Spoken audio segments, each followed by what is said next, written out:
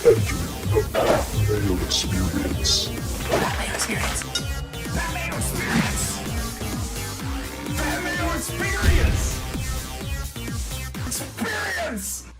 Welcome to the Pat Mayo Experience, presented by Underdog Fantasy. If you deposit right now with code MAYO at Underdog Fantasy, you get a deposit match of up to $100. We have a whole bunch of new things coming with Underdog as it pertains to major season for golf, listeners leagues, maybe NFL season, maybe Pick'em season-long pools as well. A whole bunch of fun stuff coming up with Underdog Fantasy and Underdog Pick'em and Underdog whatever might come down the pike in the near future. So please do me a favor and sign up at Underdog using code MAYO. First-time depositors up to $100 deposit match. Smash a like, sub to the channel while you're here. Justin Freeman from runthesims.com is on the line to talk about the F1 product that has launched. Would you say that the F1 product was the most successful product beyond spring football last year?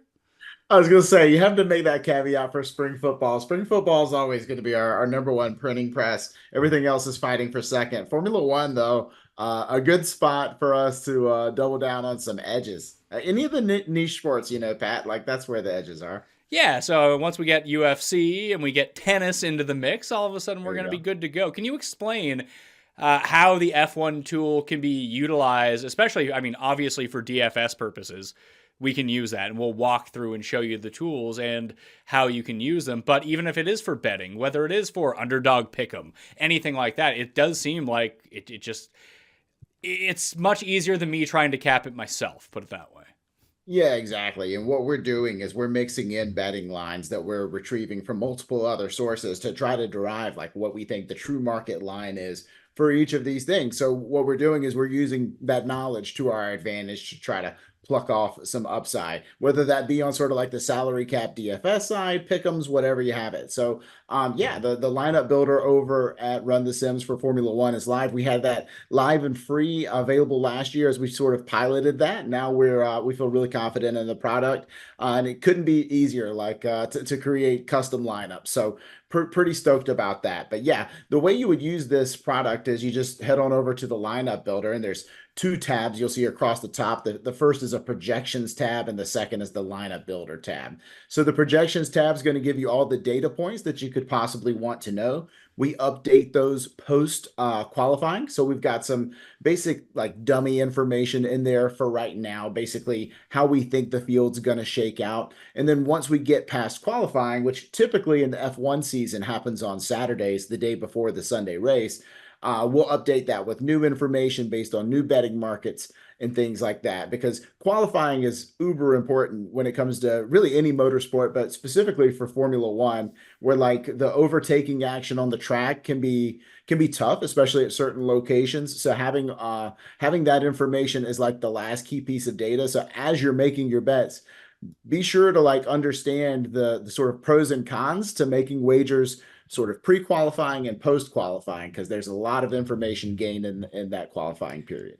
Do you ever want to make a lineup before you know what the qualifying is?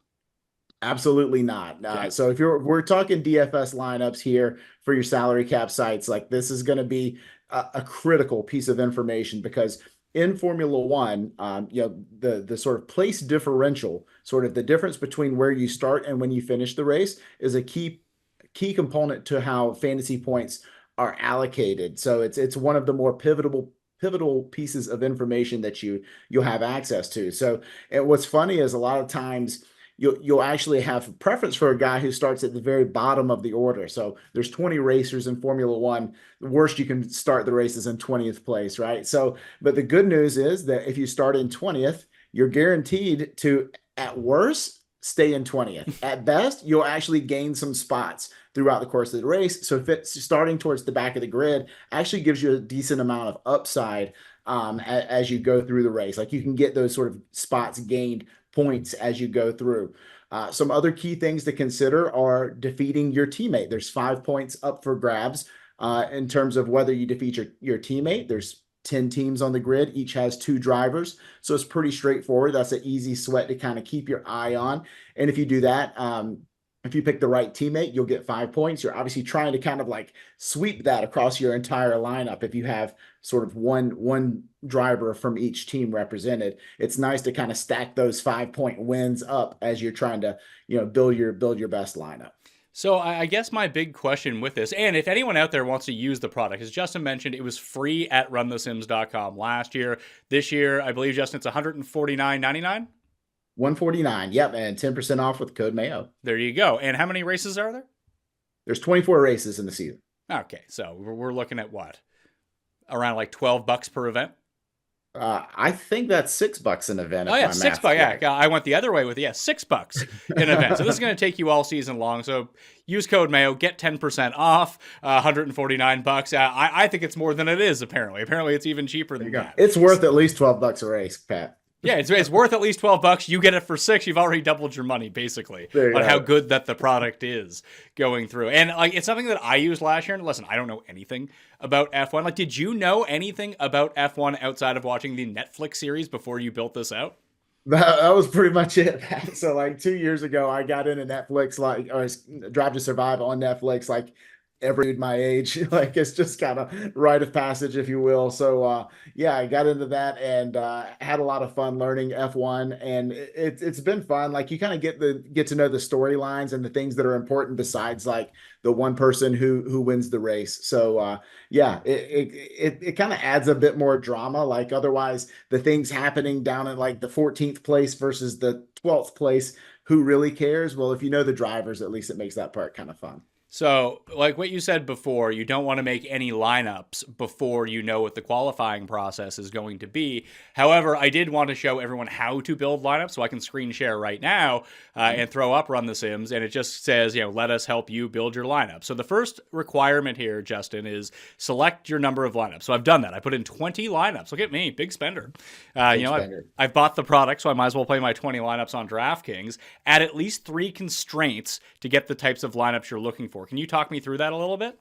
Yeah, 100%. So ultimately, we want you to have access to the types of lineups that you want, right? So some people don't have a ton of preferences, and we could kind of talk through some strategies on that. But let's just say like you're just a huge, let's say Fernando Alonso fan. And so you want to make sure you only receive lineups that have Fernando Alonso in the captain spot. So, you just have like a gut feeling like Fernando's your guy. So we're going to go ahead and add him into the captain. And you know what? Even if Fernando isn't the winning captain, like maybe I want to have some other optionality, perhaps with the Mercedes driver. So let me include as my captain either Fernando Alonso or George Russell or Lewis Hamilton. So those will be our three. I mean, I don't know a ton about F1, but didn't Lewis Hamilton leave Mercedes? He's leaving next year. Oh, okay. So yeah, imagine Patrick Mahomes is leaving the Chiefs and is going to play for the New England Patriots or Dallas Cowboys in 2025. Like that's the equivalent of what just happened here in F1. Okay, so I have Alonso, Russell, and Lewis Hamilton selected for my captain with the prompt of is any of. Is that the one that I want? Yep, exactly. So now if you click, build lineups, basically there towards the bottom, you'll have access to the best lineups available that are either of those captains in the captain spot. All right, so I hit load. Yep. So we're going to try to retrieve our lineups here and see what's going on. Do I want because I mean, you have the different requirements on the left-hand side, like allow teammates in same lineup. Yes, no, require, allow, captain plus constructor stack. I have no idea what that means. Let's talk through those for sure. And hopefully you're about to get your lineups on your screen here, Pat. Oh yeah, I got them up right now. George Russell, I got some Alonso. Is Verstappen just too expensive to have as your captain?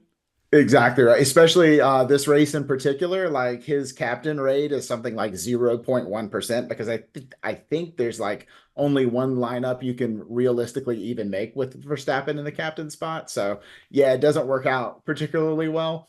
But yeah, so let's talk through each of those controls. But essentially what you just did there by selecting 3 different captains is you applied those 3 selection rules. And the reason those 3 selection rules are in place is so everybody gets different types and structures of lineups as they build. You don't want to dupe with someone else as everyone has access to this similar information. let's talk through that first button you mentioned there, Pat, which is allow teammates in the same lineup. So we said, there's 20 drivers on the grid in F1. There's 10 teams. Each team has 2 drivers. Pretty easy math, right? So do we want to allow any 2 teammates to be in the same lineup as one another? So would we want a lineup that has 2 drivers from Williams Racing, for example? The reason you would not want that is because, well, only one driver can get you those 5 points for defeating a teammate. If one driver does get that 5 points, the other driver by default does not. Only one driver from a team can get that 5-point bonus. However, everybody in the field understands that correlation as they're playing these lineups. So how do you then perhaps do it on purpose, like include those 2 teammates from the same team on purpose, just for the intentionality of getting unique? So that's really the lever that we're pulling there. Okay, so what about allow captain and so you can pick you can pick one of the teams as well, Yep. rather than just the driver. Like, how does that work? Yeah, exactly. So a lineup here on DraftKings is going to have a captain, 4 driver spots, and a constructor spot. And a constructor is essentially a team where you're combining the scores of the 2 drivers from that team, which is another reason why, like, Max Verstappen, even though he's absolutely dominant, may not be as good of a play as Red Bull Racing is at the constructor level, because Red Bull Racing allows you to capitalize on the points scored by Max and also his teammate, Checo Perez. And both of them are going to score a lot of points every single week. They're both fighting for podiums, top 3 finishes every single week. So what allow the captain and constructor to stack means is that the captain will be on the same team as your constructor. So, in this scenario, some of the examples where that will work out is like you have a Mercedes constructor lineup with George Russell or Lewis Hamilton in the captain spot. So basically that button there is saying, like, do you want that to happen? Do you require it to happen? Or do you not care one way or the other? So what I just did is I reran the lineups because it gave me Red Bull Racing for every single one of my lineups as the constructor. So since we've done Mercedes as sort of everything, I just reran it. And now I have Mercedes stacked with my captain. Is that something you like to do, or is that frankly a bit unnecessary unless you have the winner? And if you can't get Verstappen, and you probably can't get Verstappen and Red Bull Racing to go together because it's probably just too expensive within the salary cap, does it make more sense to try it out with one of these other ones? Or because Verstappen just wins so much that you're like, screw it, I'll just use Red Bull there? Yeah, exactly. So there's ways that you can just kind of keep Red Bull and don't even worry about having to play Max. But I'd say ultimately, unless that is your exact scenario where you're having to choose between Max and Red Bull, like ideally you do want to pair your captain and your constructor, because you're saying your captain has like a 90th percentile outcome type of day. This is a day where that Mercedes car, which is going to win 2 races all season, this is the one that where it happens, or this is the one where they both finish in the top 5 or something like that. So it's kind of like it's the equivalent of stacking in DFS for NFL, where like you're taking advantage of that quarterback and the receiver who both score points when the same things happen. That's the reason you want the captain and the constructor to match. Okay. Is there anything else I really need to know about the DraftKings product inside Run the Sims, or is this like just kind of it where I've done my stacking, I've run my simulations. Obviously, I want to do them because the projections and everything are going to be way different, I assume, after qualifying happens? That's exactly right. And the main thing I would sort of say here is the frequency column. Frequency is like something we utilize a lot here at Run the Sims across all sports, which is how often is that lineup the sort of like optimal or nut lineup, right? So we run 100,000 simulations of these F1 events, which is even more than we do for football, because quite frankly, it's a lot less potential combinations of things that can happen. And so you're able to identify basically the best, highest frequented lineups across the 100,000 simulations. So where it says order by, and you have projected points and frequency as your 2 options, let's just get rid of projected points and have it order by frequency alone. So we'll just kind of backspace out that projected points, have it just by frequency. And then our lineups available to us on the screen should be sorted in order of frequency, with the most frequently appearing lineups at the top. I ended up hitting reload on it with just frequency. going through it. So yeah, there we go. The highest one now is a Lewis Hamilton lineup with Mercedes, because I still have the requirement for the captain constructor stack on the go. So the most prevalent lineup before qualification. So this isn't going to be the same as it's going to be after the qualification happens in Bahrain. But Lewis Hamilton is the captain with Verstappen, Bottas, Albon, and Nico Hulkenberg, and Mercedes as the constructor. The frequency on that is 109. However, when I look at the average fantasy DraftKings point total, it is 14 points off of the second lineup that I have, weirdly enough. Yeah, there you have it. So it's funny how certain combinations just tend to mesh up well, even if they are like their base projection isn't all that great. Yeah, that's really interesting. So obviously I want to come back here and rerun everything. Is there anything else that people need to know about the system before they go to runthesims.com, use code Mayo, sign up, enter their lineups, that kind of thing? So the average person comes in having really no expectations, no real desires as to what types of lineups they want. What you can do there is where it says constructor is any of, just select them all and then click load, and you'll get the best lineups that are available. So essentially, if that was the only thing you modified and selected all the constructors, all 10 constructors that are available, and then reran it by frequency, you would have the best lineups in our entire system. So what we do is we run the 100,000 sims and store them and queue them up and make them available to you as you query on these rules. So my question, you say just go into constructor is any of, and then go to no team? No, click all 10 teams. Oh, click all 10 teams. Okay. Yeah. You exactly. probably don't want players of no team, right? Yeah, it wouldn't matter. Yeah. So just click everything, and then that will just give us like basically the optimal. Exactly right. Those are my 11 rules, and we'll sort by frequency, although I do have a requirement still with the captain and constructor stack on the go. I guess I don't need to have that up right now, do I? No, you don't need it. So yes means that it will allow it to happen. It means it will not rule it out one way or the other. But if you have no or require, it will actually filter out lineups. Yeah, it gave us a Carlos Sainz Jr. with Ferrari as the most frequent lineup when you had to have it. So when I reload it with just yes and not a requirement with a captain and constructor stack, we can see how that ends up coming out. Is this doing 10,000 simulations in like 10 seconds? It's doing 100,000. Oh, 100,000. Sorry. Yeah. What's funny, we actually run it in batches. So it doesn't actually have to perform it live. It just has to retrieve what you're looking for. So we do it kind of asynchronously for you. I like that a lot. So Logan Sargent with Red Bull Racing is the most frequent of the lineups. And that's also stacked with Verstappen, Lando Norris, Valtteri Bottas, and Nico Hulkenberg right now, again, pre-qualifying. That is the most frequent lineup. So that's out of 100,000 lineups and not out of 1,000 or 10,000 when I look at frequency? That's right. So yeah, still a pretty small amount. But I think what you'll see is as we actually get that qualifying information, those frequency numbers will come up quite a bit because it will become quite a bit more obvious as to where the good plays are. All right, cool. So how can we use this for other things? I guess is my big question.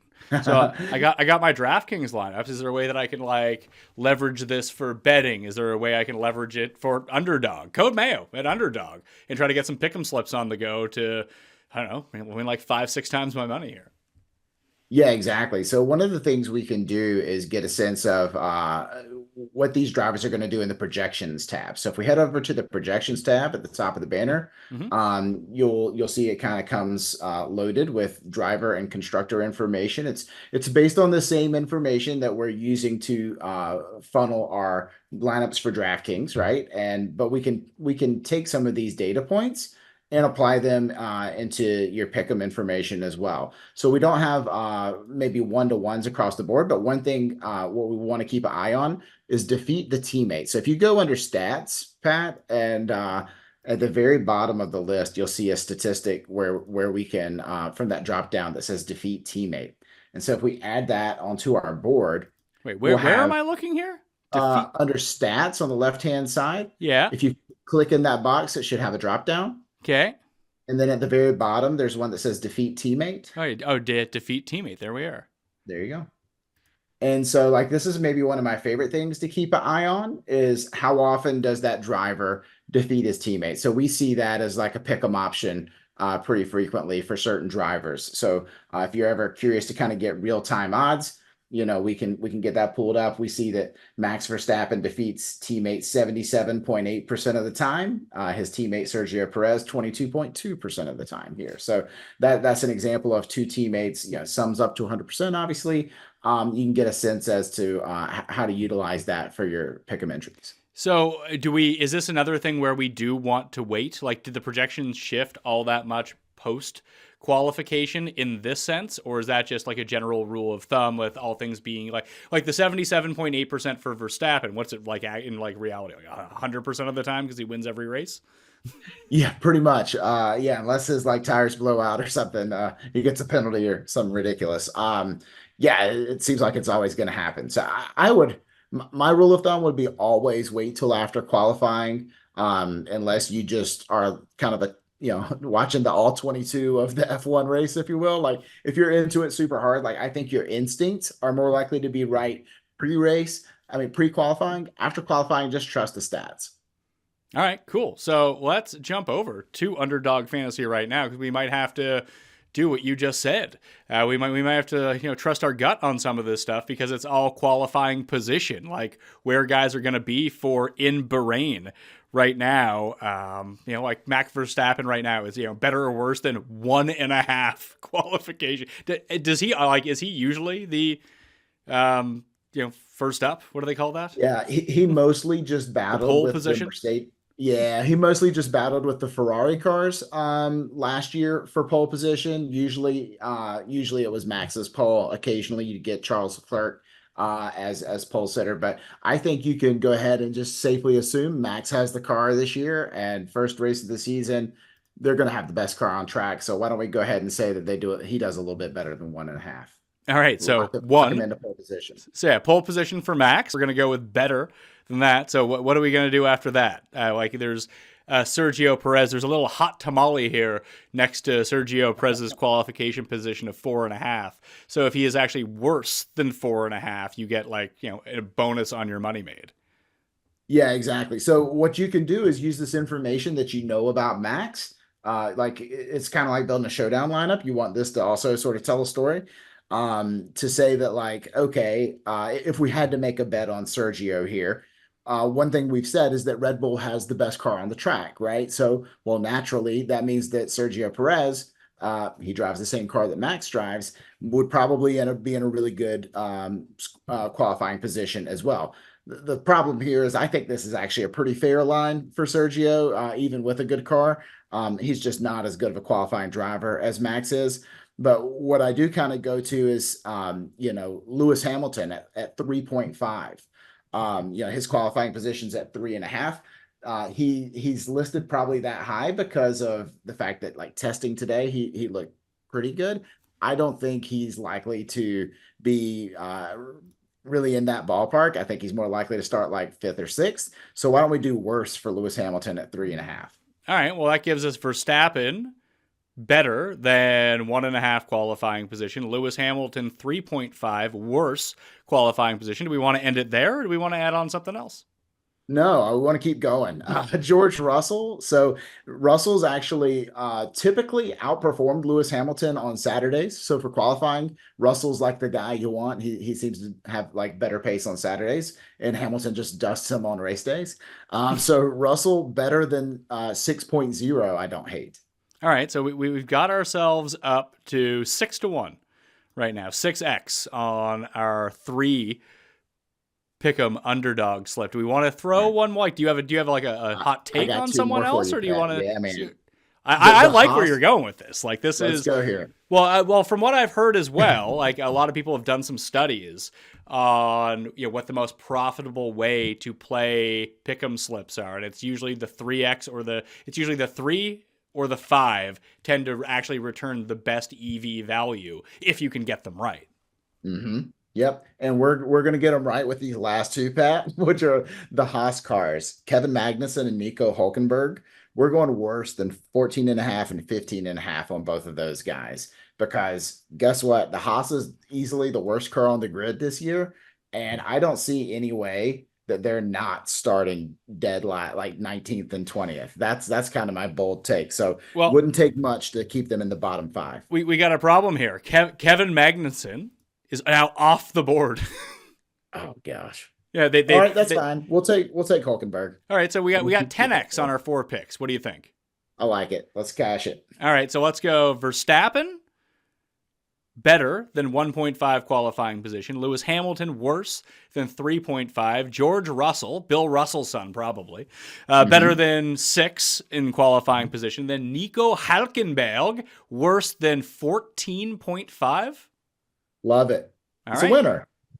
There we go. And I'm not going to do the insured amount here. We'll go, let's ease into this. $25 will pay us $250 if we get all 4 of these correct. We're not going to go with the insured part of this. So once again, let's get that in there.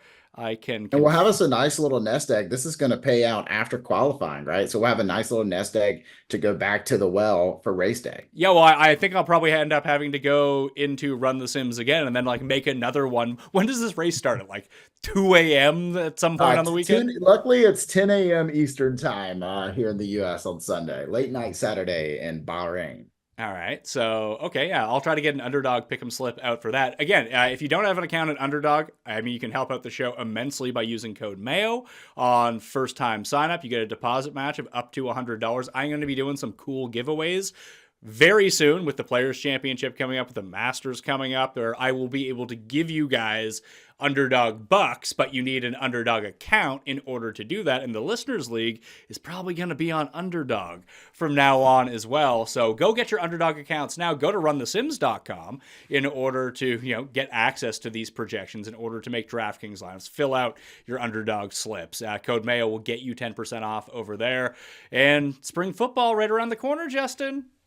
It's happening, man. And we got packages live now for that. You guys can hop on over there. I believe it's $49 a month. Yeah, so you can't beat that. It's only 3-month-long season this year. We don't have the marathon we had last year with 2 leagues. We've got a merger. The UFL is with us. Starts March 30th. So, it won't be long. We're already kind of grinding those streets as well. Yeah, and it's funny because Run the Sims was a great product for NFL season. I had my best year ever for DraftKings NFL utilizing that. Talking through with Tambo on strategy, using what he told me to leverage the tools to my advantage. But for spring football last year, it was optimize, I win. Yeah, exactly. Awesome. That's a good place to be. Yeah, saying especially in the pick'em games too, just the projections being way better than any site out there had was awesome. So hopefully we can build up a bankroll with F1 right now, translate it over into golf, and then we go into spring football, and then we'll have a ton of money come NFL season. So runthesims.com, code MAYO gets you 10% off, and Underdog, code MAYO will get you a deposit match of up to $100. Enjoy the Bahrain Grand Prix and the kickoff to F1. I will see you next time. Mayo experience! Experience!